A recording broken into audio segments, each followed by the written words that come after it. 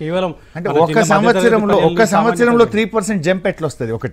ఒకవైపు ఏమో మేము ఎగ్జామ్షన్ ఇచ్చినాము, ట్యాక్స్ వేధింపుల నుంచి ట్యాక్స్ ఎగ్జామ్షన్ ఇచ్చి ప్రజల జేబులు నింపుతున్నామని ఒకవైపు చెప్తున్నారు.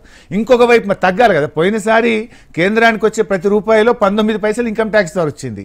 మీరు ఇప్పుడు 12 lakhs కు పెంచితే అది 18 పైసలో 17 పైసలో కావాలి, కానీ 22 పైసలు చేస్తాడం అంటే ఇది సంథింగ్ అక్కడేదో కన్ఫ్యూజన్ అయితే ఉంది. అంటే మీరు ఇంకా పెంచుతారా? ఇతర ఏ రూపంలో మరి ఇన్కమ్ ట్యాక్స్ రూపంలో 22 పైసల ఆదాయాన్ని సమకూరుస్తారో ఇవాళ దేశ ప్రజలకు చెప్పాల్సినటువంటి బాధ్యత ఆర్థిక మంత్రి గారి మీద ఉంది. ప్రపంచంలోనే 3వ ఆర్థిక వ్యవస్థగా భారతదేశ ఆర్థిక వ్యవస్థని తీసుకెళ్లేందుకు ప్రయత్నం చేస్తున్నామని కేంద్ర ప్రభుత్వం ఈరోజు చాలా విశ్వసనీయంగా ఈ మాటలు 12 బడ్జెట్లలో విన్నాం రమేష్ గారు.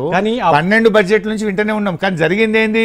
రూపాయి విలువ 60 రూపాయలు, డాలర్కు 60 రూపాయలు, 86 రూపాయలు అయింది. మీరు ఆర్థిక మంత్రిగా మీ ఎక్స్పీరియన్స్ ప్రకారం కేంద్రం అప్పుల విషయంలో కానీ రాబడుల విషయంలో కానీ ఇవన్నీ చూస్తే మీరు ఎట్లా విశ్లేషిస్తారు దీన్ని?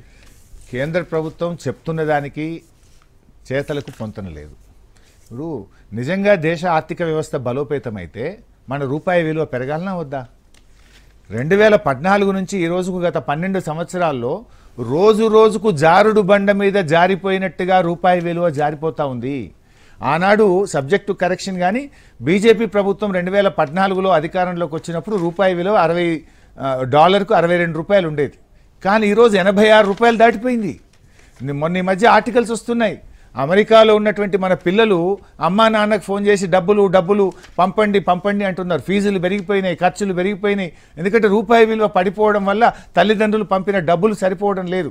అక్కడ బెంచ్ మీద ఉండి జాబ్ దొరకని పిల్లలు ఆగమాగమైపోయే పరిస్థితి వచ్చింది. అంటే నిజంగా మీరు 3వ ఎకానమీగా అభివృద్ధి చెందితే, ఈ దేశ ఆర్థిక వ్యవస్థ బలోపేతం అయితే మరి ఎందుకు రూపాయి విలువ పడిపోతుందో ఇలా బీజేపీ నాయకులు సమాధానం చెప్పాలి.